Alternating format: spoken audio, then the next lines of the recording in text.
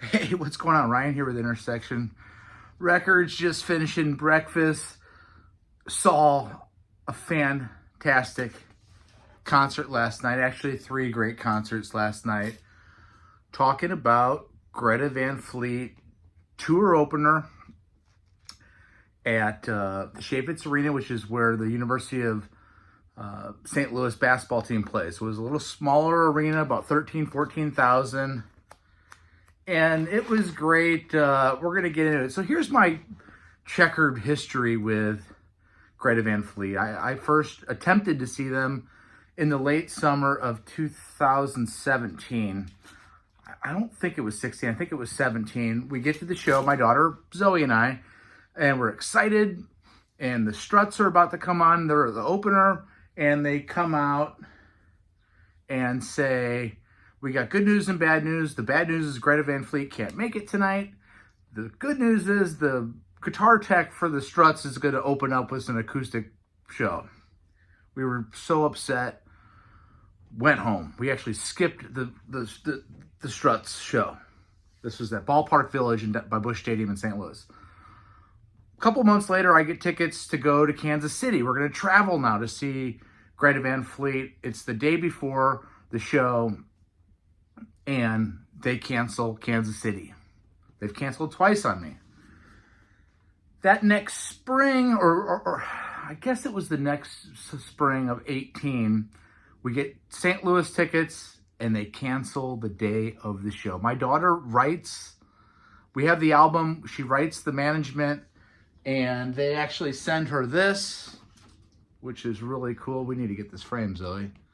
This is the band. That's lead singer Josh Kiska. That is Jake Kiska. Yeah. Oh, hold on. No. That's Jake Kiska, the guitar player. That's Sam Kiska, the bass player and keyboard player, and their buddy from high school, Danny Wagner. They rescheduled the show. My daughter goes to the show. Here's the pageant in St. Louis. Greta Van Fleet sold out.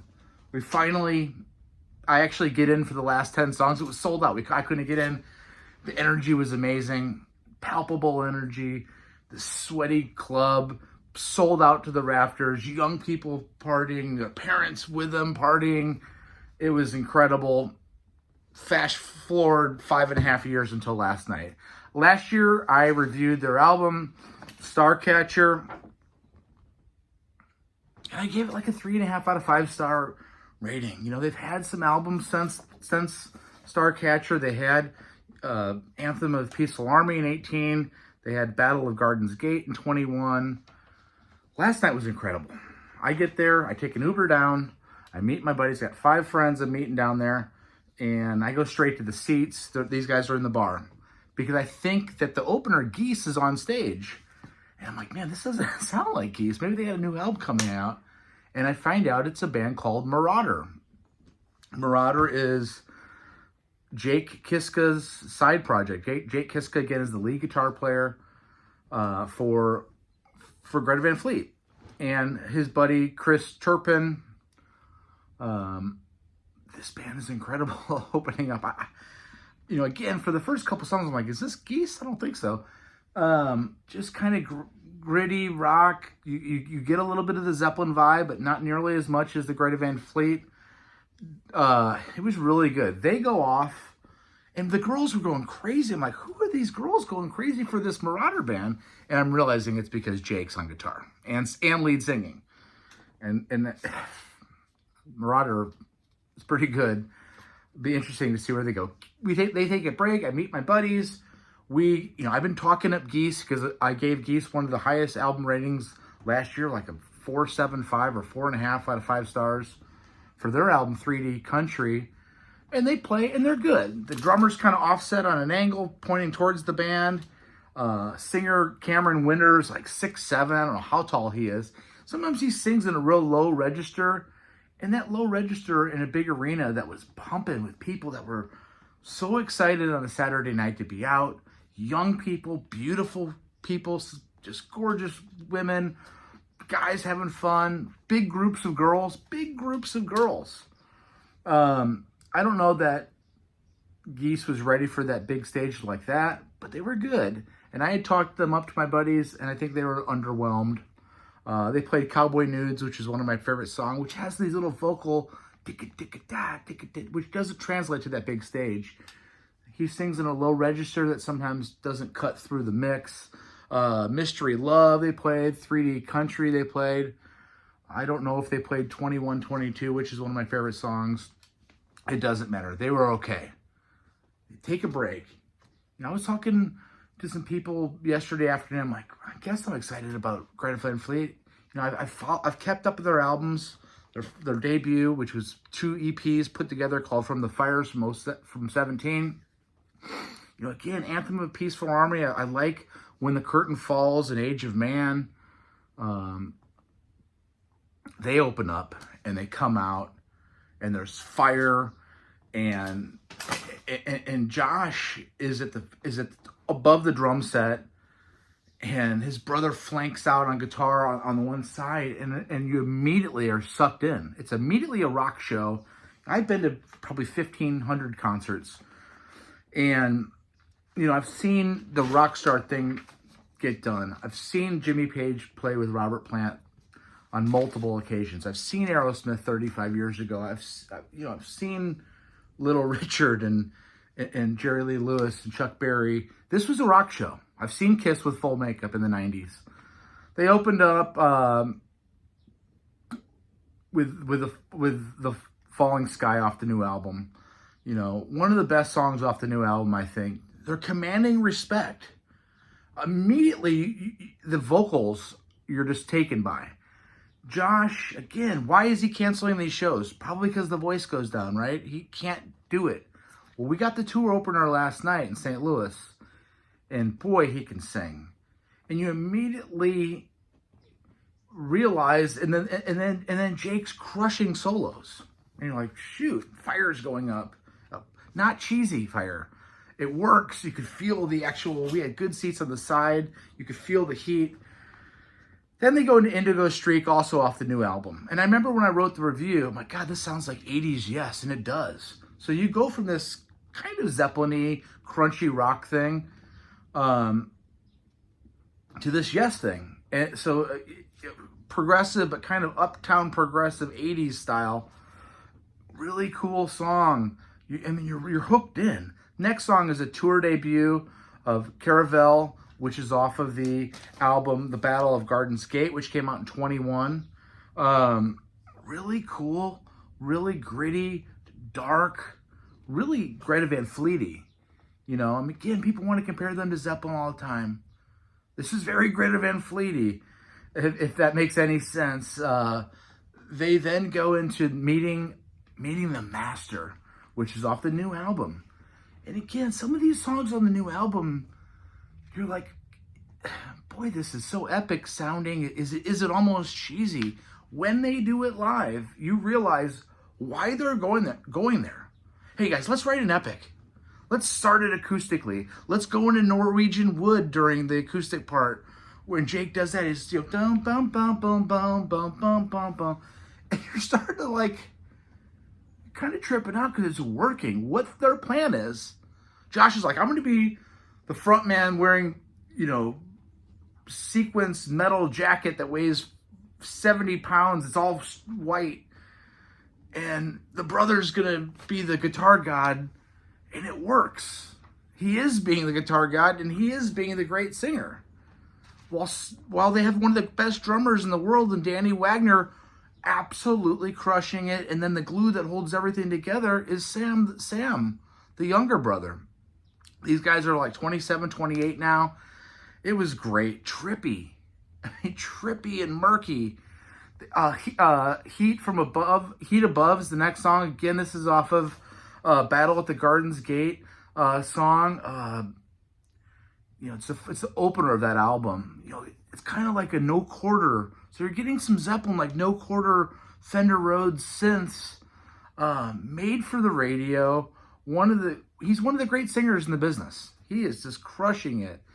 He's going to these acrobatic heights that he doesn't even have to If you listen to that song, he does all these vocal gymnastics and he's doing it live. Then you get Highway Tune. So they're playing that early. They have a false ending on that, and they take that. Highway Tune is just one of the best rock songs there is. The crowd's going bananas. This place is sold out. We're just looking around. We're all in our 50s. Big Tom, the Space Cowboy, Chuck Taylor, Rock and Roll Joe, and Lehman, Rock and Roll Mike. We're all looking at each other like, what the hell is going on right now? Oh, say hi to Jimmy. It was awesome. They then go into a drum solo. Danny Wagner's got rototoms, crushing those. And then the band shows up at a small stage across the back of the floor, and they do an acoustic set. He goes into Unchained Melody, which is a standard. Is that a Righteous Brothers song or something? Oh, my love, my darling. And he's crushing that lead vocal. You're like, where is he going with this? But it works. Again, it's working. They then go into a song off the new album, Waiting All Your Life, which is not one of my favorites on the album. I think I wrote on my review, which I have right here, kind of pedestrian, kind of just going through the motions to have a hit. But they do it so well and acoustically. And Sam's got a little keyboard over there. And Jake's got an acoustic. The drummer's got a mini kit. And they're right in your face on this other stage. And it absolutely works. Then an acoustic, Black Smoke Rising. Then they go back out, walk through the crowd to the stage, get up there, crush Fate of the Faithful, which is the opener on the new album. Mid-tempo rocker, kind of a retro Fender Rhodes again. Just fire, fire, fire. And it's like they're walking in fire now. They keep the fire on while they're all back there on top of the stage. Again, it's working. It's not cheesy. They're playing some of the songs that I don't like off these albums and killing them so well that it works. You're like, now I get it, seeing it live. Then Sacred Thread. There's like a When the Levee Breaks drum kind of pattern, which is clearly a Zeppelin thing. But if you're going to copy off a band, why not copy off a Led Zeppelin? Everybody wants to, there's a Led Zeppelin. Well, you know what? You can go see Jason Bonham's Led Zeppelin experience and you can get, kind of that Zeppelin thing. But these guys are writing their own material that sounds like Led Zeppelin a little bit. So you're digging it from the get-go just out of your rock and roll DNA. I don't know. Long solo again. I mean, Jake's walking out onto arms right in your face going. There's long sections where Josh is just off stage, probably salvaging his voice, and Jake is just completely owning a rock and roll stage like he's a cross between Angus Young and Jimmy Page. He's got his 1961 Gibson SG. The Archer's next. Just a scorcher.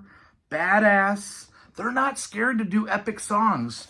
Just fantastic. Then they put the Dry Ice down. And I've seen Dry Ice done at concerts. This is like just hanging on their calves, almost like they're walking in this, ice age, like the Yes album cover, Relayer. Look at that album cover sometime.